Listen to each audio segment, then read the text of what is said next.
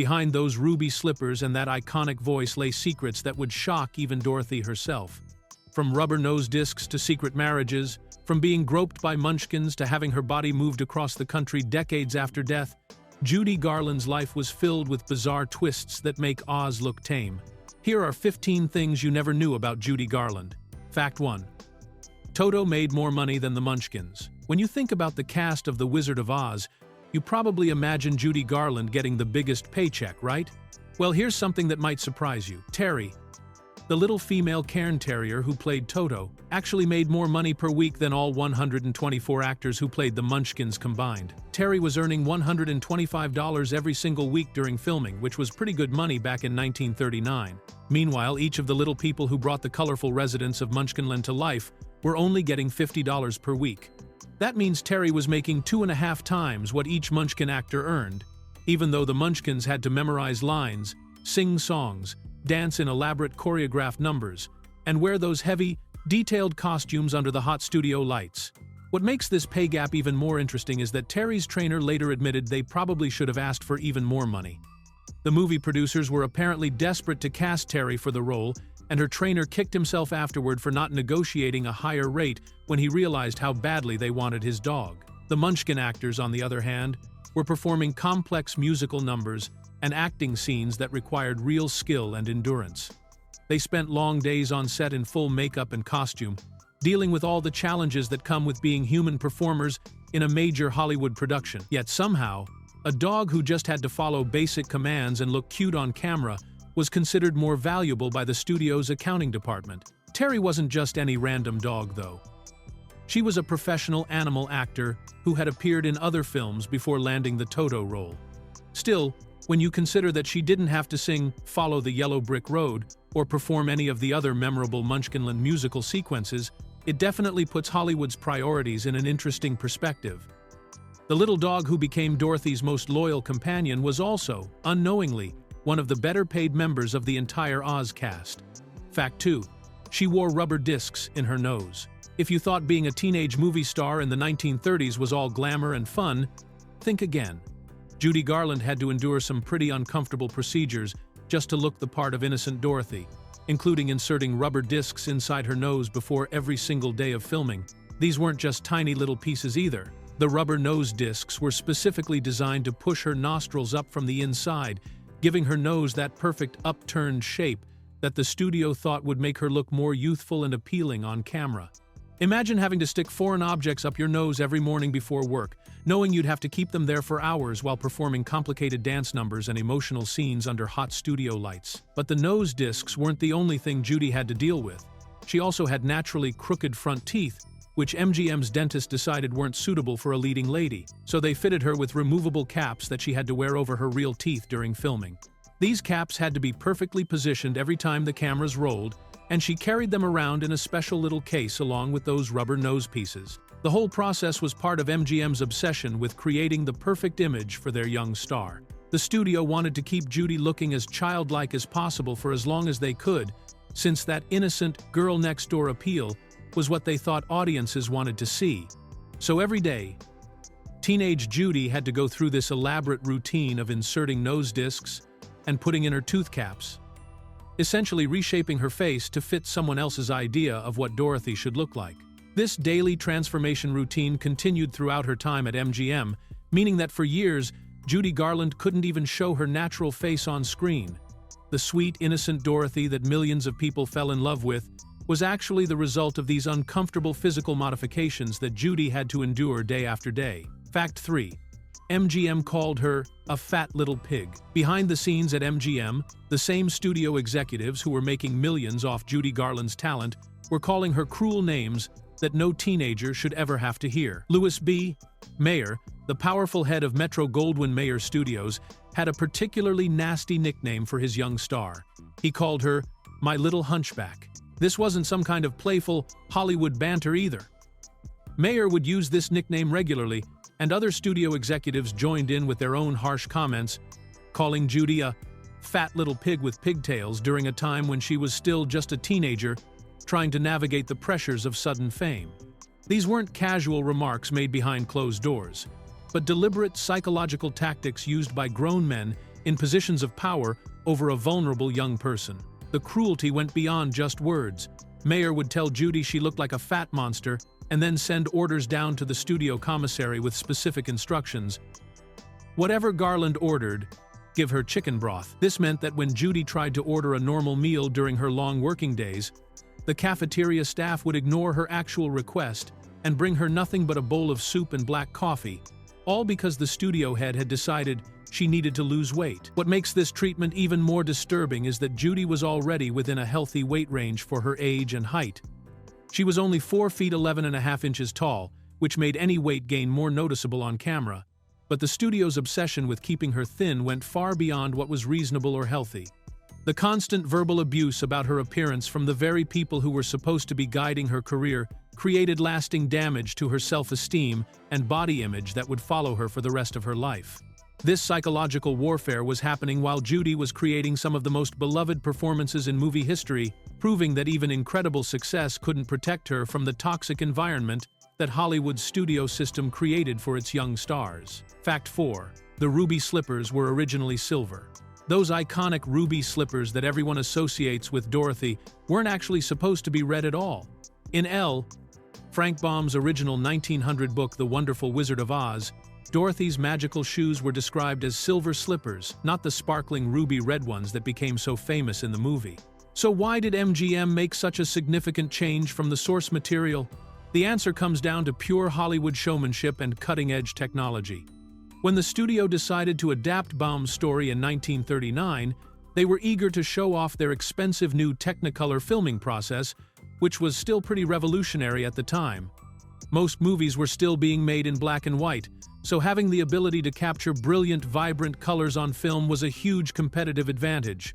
The problem with silver slippers was that they just wouldn't have looked impressive or even very visible when filmed using the 3-strip Technicolor process that MGM was using.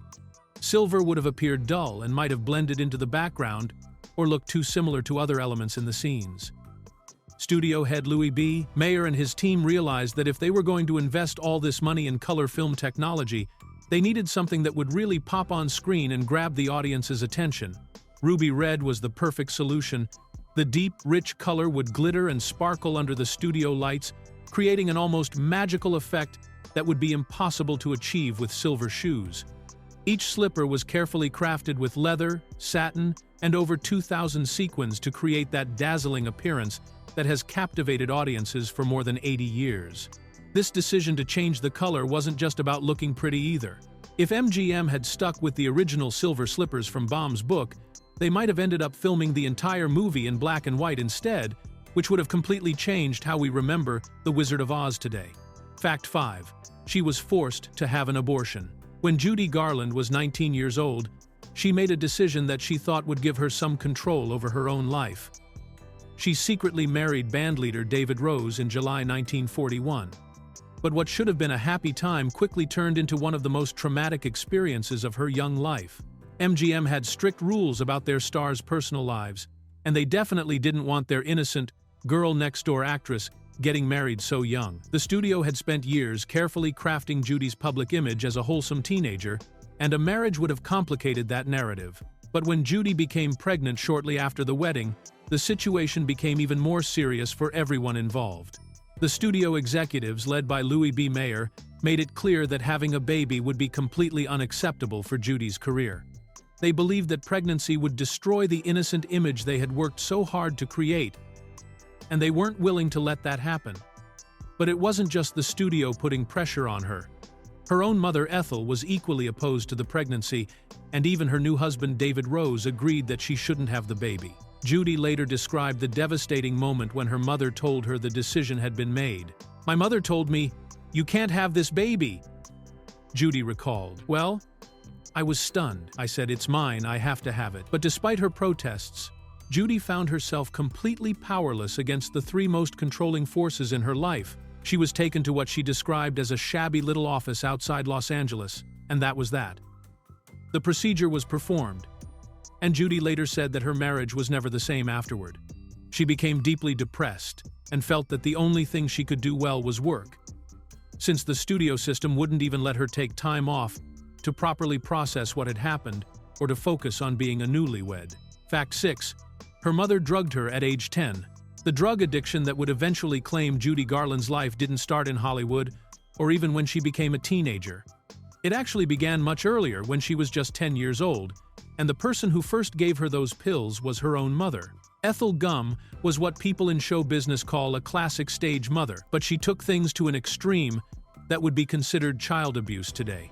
Ethel had her own failed dreams of being a vaudeville performer, so she was determined to live those dreams through her daughters, especially Judy, who clearly had the most talent. But managing a child performer came with challenges that Ethel decided to solve with medication. When Judy was performing with her sisters as part of the Gum Sisters Act, they often had grueling schedules that required them to stay awake and energetic for 72 hours straight during filming or touring. A normal 10-year-old child simply couldn't handle that kind of schedule without help, so Ethel started giving Judy stimulant pills to keep her awake and alert when she needed to perform. But what goes up must come down, and after being artificially energized for days at a time, Judy would crash hard and wouldn't be able to sleep when she finally got a break. So Ethel also started giving her sleeping pills to force her body to rest on command. This created a dangerous cycle where Judy's natural sleep patterns were completely disrupted by medications before she was even old enough to understand what was happening to her. Gerald Clark, who wrote a major biography of Judy's life, documented how Ethel described her youngest daughter as tirelessly energetic, unconquerable in spirit, but the reality was that this energy was being artificially maintained through drugs.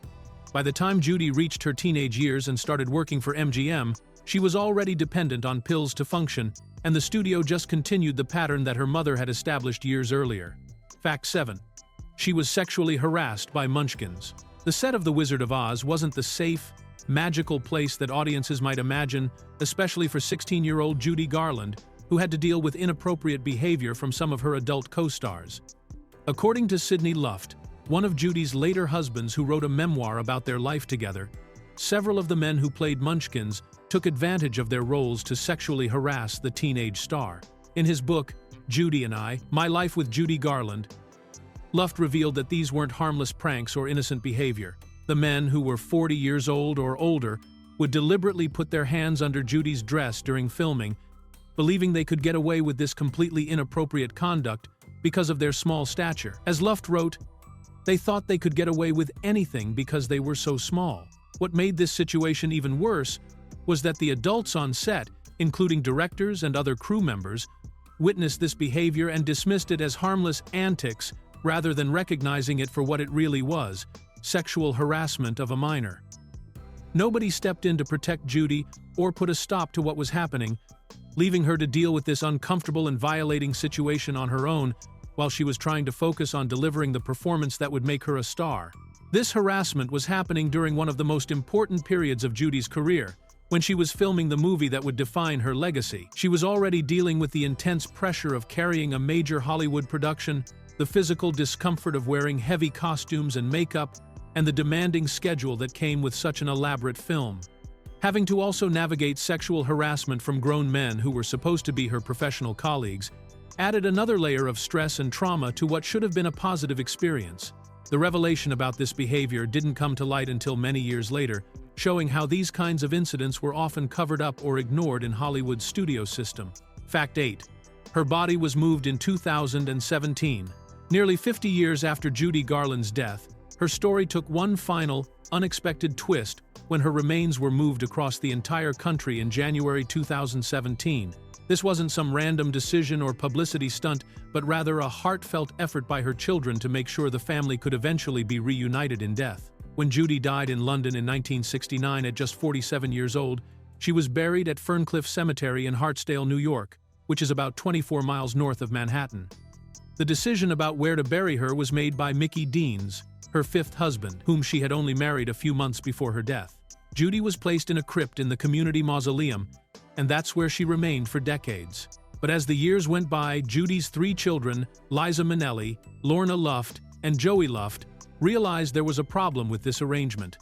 The space at Ferncliff Cemetery was limited, and there simply wasn't enough room in the mausoleum for all of them to be buried together as a family when their time came. This meant that when they died, they would be separated from their mother permanently. So in 2017, Several years after Mickey Deans had passed away, Judy's children made the decision to have their mother's remains carefully moved to Hollywood Forever Cemetery in Los Angeles.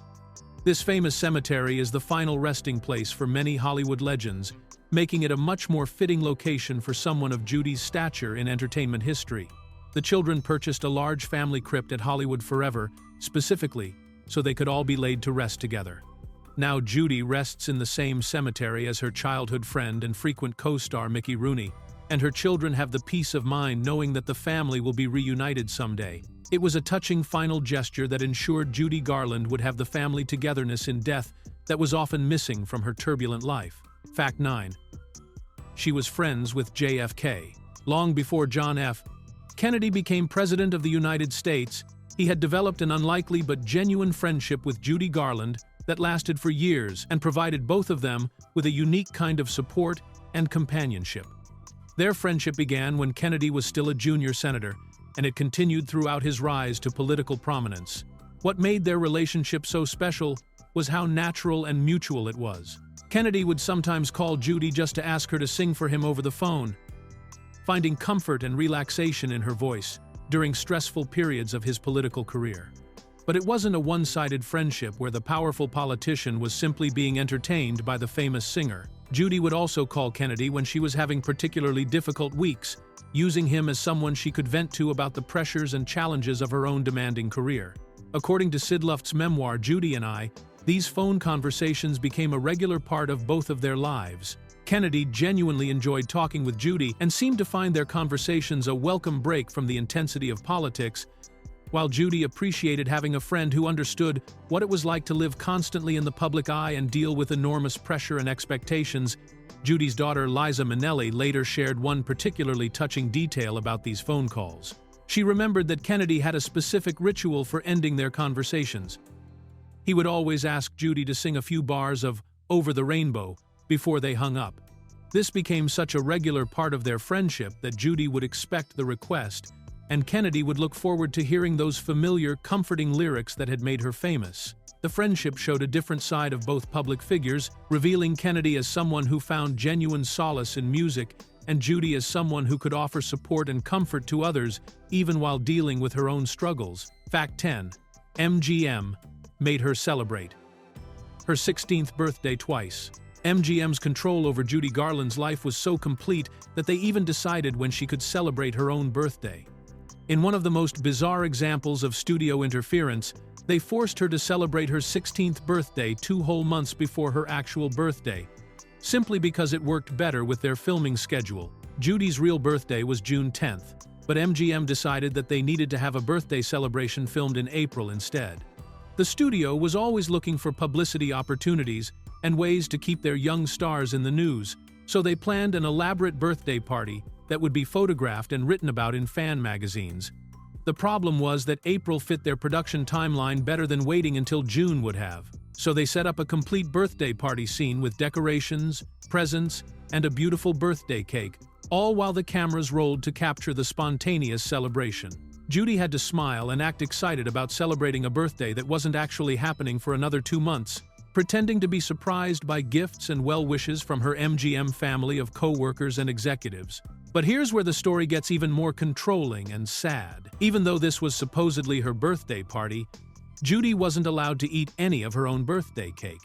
The studio was so obsessed with keeping her weight down that they wouldn't let her have even a single bite of the cake that was meant to be celebrating her special day. She had to sit there, smile for the cameras, blow out the candles, and then watch while everyone else enjoyed the cake that she couldn't touch. This fake birthday party perfectly captures how little control Judy had over her own life during her teenage years at MGM. The studio controlled not just her work schedule and her appearance, but even personal milestones like birthdays became nothing more than publicity opportunities that had to happen on the studio's terms rather than when they actually occurred in real life. Fact 11. She was an original Rat Pack member. When most people think of the Rat Pack, they picture Frank Sinatra, Dean Martin, and Sammy Davis Jr. hanging out in Las Vegas nightclubs in the 1960s. But the original Rat Pack was actually formed much earlier, in 1955, and it included a surprising member that most people don't know about. Judy Garland was officially named the group's first vice president, The whole thing started at a party in 1955 that was attended by some of Hollywood's biggest names, including Judy and her then-husband Sid Luft, along with Frank Sinatra, Humphrey Bogart, and Lauren Bacall. During the evening, Bacall looked around at all the famous faces who had gathered together and made a comment that would create Hollywood legend. She said, "I see the Rat Pack is all here," and the name just stuck. What began as a casual joke quickly turned into something more organized. The group was largely a publicity gimmick, but they took it seriously enough to actually hold mock elections to choose their leadership. Frank Sinatra became the leader, which makes sense given his larger-than-life personality and natural ability to bring people together. But Judy was chosen as the first vice president, showing just how much respect she had among her Hollywood peers. The New York Herald-Tribune even reported on these elections at the time, treating the whole thing as a legitimate news story about Hollywood's social scene. This original Rat Pack was quite different from the later, more famous version that most people remember. It was more about friendship and socializing among established stars rather than the nightclub performances and Las Vegas shows that the later Rat Pack became known for. Judy's membership in this exclusive group shows that despite all her personal struggles and the difficulties she faced with MGM, she was still considered one of the most important and beloved figures in Hollywood's social circle during the 1950s. Fact 12. Liza Minnelli married the Tin Man's son. Sometimes real life creates connections that are so strange they seem almost like fiction. And that's exactly what happened when Liza Minnelli fell in love with Jack Haley Jr. in the 1970s. What made their romance so unusual wasn't just that they were both Hollywood royalty, but that Jack's father had played a very important role in her mother's most famous movie. Jack Haley Sr. was the actor who played the Tin Man in The Wizard of Oz, the character who joined Dorothy on her journey down the yellow brick road in search of a heart. So when Liza married Jack Haley Jr. in 1974, she was literally marrying the son of one of her mother's most famous co-stars. It was like something out of a fairy tale, where the children of the original Oz characters found each other decades later and fell in love. The connection becomes even more interesting when you consider that Jack Haley Sr. wasn't even the original choice to play the Tin Man. He got the role after Buddy Ebsen, who was first cast in the part, had a severe allergic reaction to the aluminum dust makeup and had to leave the production. So if that casting change hadn't happened, Liza might never have met her future husband at all. Jack Haley Jr. followed his father into the entertainment business, but he worked behind the camera as a producer and director rather than as an actor. He was involved in creating several successful television specials and documentaries, so he understood the pressures and challenges that came with being part of a Hollywood family, which probably helped him relate to what Liza had experienced growing up as Judy Garland's daughter. The marriage lasted 5 years before they divorced in 1979, but during their time together, they represented this amazing full-circle moment where the Wizard of Oz continued to influence the next generation of Hollywood families in completely unexpected ways. Fact 13. She only sang Over the Rainbow 3 times on TV. You might think that Judy Garland spent her television career constantly performing Over the Rainbow, the song that made her famous and became her signature tune. But here's something that would probably surprise most people. During 14 years of regular television appearances, Judy only sang that iconic song on screen 3 times total. This seems almost impossible when you consider how closely associated she was with the song and how much audiences loved hearing it. Over the Rainbow was the tune that launched her career, won an Academy Award for Best Original Song, and later became the #1 movie song of all time according to the American Film Institute. You'd expect that television producers would have been constantly asking her to perform it, and that she would have been happy to oblige. But the reality was quite different. Judy had grown tired of the song that had defined her career, and she was reluctant to perform it on television shows. The 3 times she did sing it were all particularly meaningful occasions.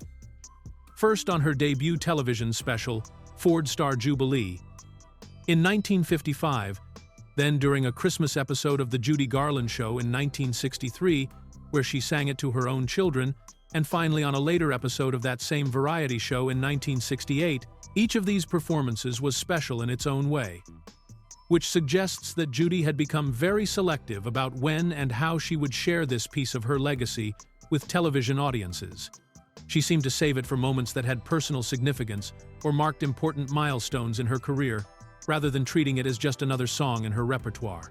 This reluctance to perform her most famous number shows how complicated Judy's relationship with her own success had become. The song that had brought her worldwide fame and recognition had also become something of a burden, representing a time in her life that was both triumphant and deeply traumatic. Fact 14. She was related to President Ulysses S. Grant. Hidden somewhere in Judy Garland's family tree was a connection that linked her to one of America's most famous presidents. Judy was actually the first cousin, 3 times removed, of Ulysses S. Grant, who served as the 18th President of the United States from 1869 to 1877. To understand what first cousin 3 times removed means, you have to go back several generations in both family lines. This type of relationship indicates that Judy and President Grant shared a common ancestor, but they were separated by multiple generations. Essentially, one of Grant's first cousins was Judy's great-great-grandparent, or some similar combination that created this distant but legitimate family connection. Ulysses S. Grant was, of course, one of the most significant figures in American history. Before becoming president, he served as the commanding general who led the Union Army to victory during the Civil War, effectively ending slavery and preserving the United States as a single nation. After the war, he became a national hero and was elected president twice, though his presidency was marked more by political scandals than military success. This family connection means that Judy Garland, the girl from Grand Rapids, Minnesota, who became one of America's most beloved entertainers, was actually related to the man who helped save the Union and became one of the country's most important historical figures. It's the kind of surprising genealogical link that shows how American families can be connected across generations in completely unexpected ways. The relationship was distant enough that it probably didn't have any practical impact on Judy's life, and it's unlikely that she spent much time thinking about her connection to presidential history while she was dealing with the daily pressures of Hollywood stardom. But it does add another interesting layer to her already remarkable story, connecting her not just to entertainment history, but to the broader sweep of American political and military history as well. Fact 15. She predicted her gay icon status. Years before her death, Judy Garland made a comment that turned out to be remarkably prophetic about her future legacy within the gay community. According to reports, she once said, "When I die, I have visions of people singing 'Over the Rainbow' and the flag at Fire Island being flown at half-mast," eerily predicting exactly what would happen after her passing in 1969. Fire Island was already a well-known gathering place for gay men during Judy's lifetime, so her reference to it shows that she was very aware of her special connection to that community. She had noticed that gay men made up a significant portion of her most devoted fans, and she seemed to understand that her music and her story resonated with them in a particularly deep way. The prediction became reality in a way that was both touching and historically significant. When Judy died on June 22, 1969, thousands of gay men gathered in the streets of New York City to mourn her passing. Just one day after her funeral, the famous Stonewall riots began at a gay bar in Greenwich Village, launching the modern gay rights movement. While historians debate whether her death directly caused the uprising, there's no question that the timing created a powerful connection between Judy's legacy and the fight for gay equality. By the 1960s, Judy had already been officially recognized as a gay icon. The Advocate magazine named her the Elvis of homosexuals in 1967, and she embraced this status with characteristic directness. When asked at a San Francisco press conference if she minded having such a large gay following, she responded simply, "I couldn't care less. I sing to people." Her ability to predict her own posthumous role in gay culture shows how well she understood both her audience and her own place in entertainment history. She recognized that her songs about longing, hope, and finding acceptance would continue to speak to people who felt like outsiders long after she was gone.